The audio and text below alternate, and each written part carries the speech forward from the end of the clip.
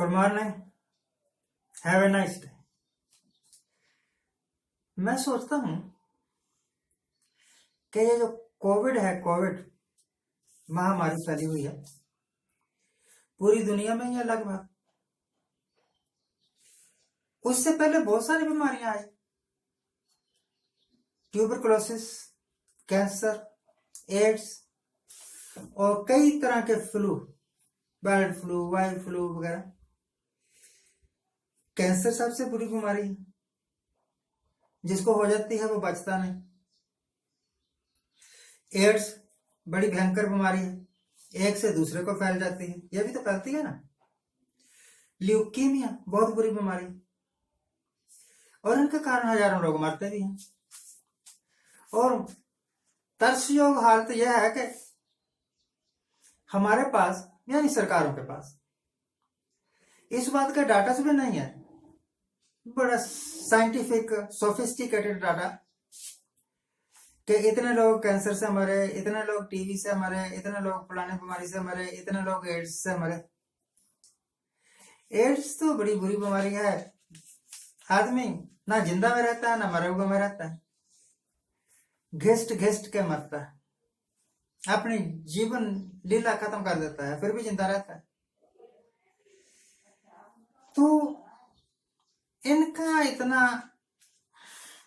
इनको इतनी कवरेज क्यों नहीं, कोविड को ही क्यों मिली? किसी से यह बात ढकी छुपी नहीं है कि हिंदुस्तान में बहुत सारे बच्चे पैदा होते हैं, पैदा होते ही मर जाते हैं।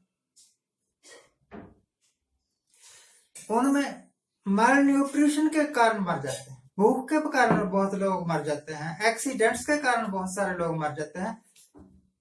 क्या क्या गिने? नेचुरल डेथ्स के अलावा जो एक्सीडेंटल डेथ्स हैं और डेली हजारों की तादाद में होती, उनको इतनी कवरेज क्यों नहीं मिलती?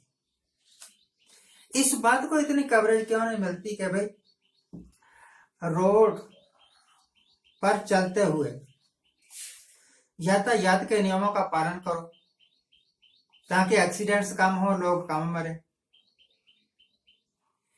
कोविड को ही इतनी तवज्जो क्यों दे दी? इतनी तवज्जो टीबी को क्यों नहीं दी, मलेरिया को क्यों नहीं दी, और बहुत सारे एपिडेमिक है। मुझे बड़ी हैरानी होती है यह सोच के कि दुनिया का सबसे पावरफुल मुल्क रशिया और दुनिया की सबसे पावरफुल डेमोक्रेसी अमेरिका, वो भी द मोस्ट डेवलप्ड कंट्री है, ऐसे बड़े बड़े मुल्कों ने हिम्मत ही नहीं की खुल के ये बात कहने की। हमारी 56 इंच की छाती तो वैसे ही सिकुड़ जाती है चाइना का नाम लेते हुए, परंतु ये बड़े बड़े मुल्क भी नहीं बोले कि कोविड की बीमारी को फैलाने में चाइना का हाथ है। एक्चुअली चाइना ने एक्सपेरिमेंट करके देखा है कि अगर विश्व युद्ध हो तो क्या ऐसा संभव है कि बिना हथियारों के प्रयोग किए, बिना एटम बम का प्रयोग किए, बिना टैंक्स का, तोप का प्रयोग किए दुनिया को हरा सके? और वो इस बात में कामयाब हो गए। अब उसके पास ये बायोलॉजिकल हथियार है। अगर उसको लगा खतरा कि मुझे अमेरिका से खतरा है, मुझे रशिया से खतरा है, मुझे इंडिया से खतरा है, तो वो अपने ये वायरस वाले हथियार यूज करेगा और जिस देश के ऊपर भी ये इस्तेमाल करेगा वो उसको बर्बाद कर देगा, खत्म कर देगा। अपना एम्यूनेशन नहीं खर्चेगा और एक वायरस के कारण पूरे देश को बर्बाद करके रख देगा। यह तो है एक सामने वाली पिक्चर जो दिख रही है। जो पिक्चर नहीं दिख रही है वो ये है कि कोविड जो है ना, पाकिस्तान जैसे मुल्क, हिंदुस्तान जैसे मुल्क और हमारे जैसे और बहुत सारे मुल्क जिनके लीडर्स काम नहीं कर सके डेवलपमेंट का, और फिर बिल्ली के भाग का सिक्का टूटा और ये कोविड का वायरस उनके देश में आया। अब वो अपनी सारी नाकामयाबियां कोविड के बहाने से कोविड के ऊपर मर देंगे। अगर जीडीपी गिर गई, कोविड के कारण गिर गई। अगर अनएम्प्लॉयमेंट हो गई और बढ़ गई, कोविड के कारण बढ़ गई। मैं बड़ा हैरान हूं, ये भाजपा वालों ने अपना एक मैनिफेस्टो यानी मुखौटा दिखावा जारी किया, जहां इलेक्शन हो रहे हैं ना, असम में, बंगाल में, उधर कहते हैं कि हम 10 लाख नौकरियां देंगे। पता नहीं भैया हर साल देंगे या 5 साल में देंगे। वैसे इनको शर्म आनी चाहिए थी ये कहते हुए, या ऐसे लिख देते हम 10 साल नौकरियां हर साल देंगे या 5 साल में देंगे, और साथ में लिख देते। हमें शर्म आती है कि हमने लोकसभा में इलेक्शन में भी यही कहा था, पर नौकरियां नहीं दी। 2 करोड़ नौकरियां देंगे हर साल, वो तो नहीं दी। अब असम में या बंगाल में 10 लाख नौकरियां देंगे हर साल, तो वो कैसे दे लोगे? तो लोगों को बुद्धू बना के वोटें लेना और कोविड का सहारा लेके लेना, यह तो इनकी पॉलिटिक्स है जो समझ में आ रही है। पर यह पॉलिटिक्स मुझे समझ में नहीं आ रही कि हिंदुस्तान के सारे संस्थान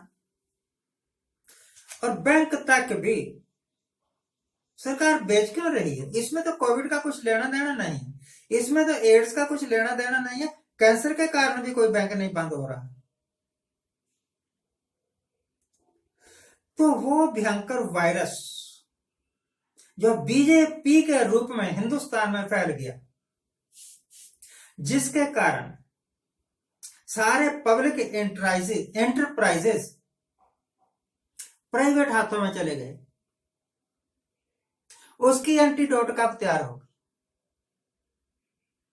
कांग्रेस से कोई उम्मीद मत रखना, कांग्रेस तो एक मरा हुआ सांप है। अगर ये जिंदा होते तो अब इलेक्शन है, इलेक्शन के दिनों में जिनका कुछ लेना देना नहीं किसान, वो असम में, बंगाल में जाके प्रोपागेंडा कर रहे हैं कि बीजेपी को वोट मत दो। और कांग्रेस वाले तो नेशनल पार्टी वाले हैं। कभी सुना कि सोनिया गांधी वहां जा रही है 10 दिन के लिए लगातार कैंपेन करने के लिए? राहुल गांधी जा रहा है बंगाल में, असम में कैंपेन करने के लिए, घर घर जाके वोट मांगेगा? नहीं ना। इसका मतलब ये है कि ये मिट्टी के शेर है जो ये आजकल रूलिंग कर रहे हैं, राज कर रहे हैं बीजेपी वाले। ये झूठ की मिट्टी के शेर है और कांग्रेस वाले मुर्दा मिट्टी के शेर है।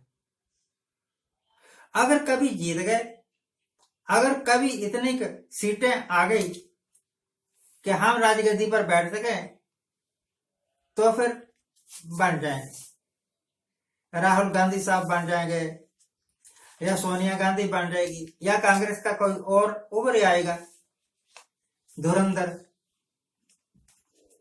प्राइम मिनिस्टर की कुर्सी संभालने के वास्ते। पर अब देश के वास्ते काम करने का वक्त है, जब उस वक्त के हालत यह है कि ये सारे पता नहीं कौन सा नशे का प्याला पी के सो गए। हाँ, आज के लिए इतना ही। मुझे तरस आ रहा है देश पर, मुझे तरस आ रहा है देश के लोगों पर कि भाई ये बड़ी जल्दी किसी के पीछे लग जाता है। अगर कोई कह दे कि हम किसानों के वास्ते ये करेंगे तो पूरे किसान उनको वोट डाल देंगे, होता कुछ नहीं। किसानों की हालत में 1% भी फायदा नहीं होता, किसी की भी हालत में नहीं फायदा होता। कोई है जो हिंदुस्तान की सचमुच ही सेवा कर सके। अगर आपको दिखे तो मुझे बताएं।